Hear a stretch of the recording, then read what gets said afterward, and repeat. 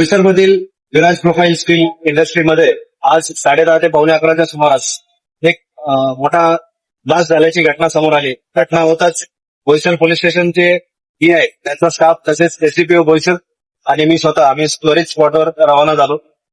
घटनास्थळी पोहोचल्यानंतर समजते की एक ब्लास्ट जो आहे तो फर्नॅन्स भट्टी आहे. स्क्रॅप वितळण्याच्या भट्टीमध्ये हा ब्लास्ट झाल्याचं निष्पन्न झालं.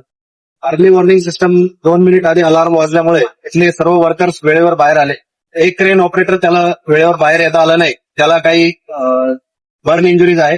त्याला स्टारलाइट हॉस्पिटल येथे त्याला उपचाराकामी आपण त्वरित दाखल करण्यात आलेलं आहे. अजूनही त्यामध्ये चौकशी सुरू आहे आणि डिस्चे ऑफिसर येऊन पण त्यांची एन्क्वायरी करतील.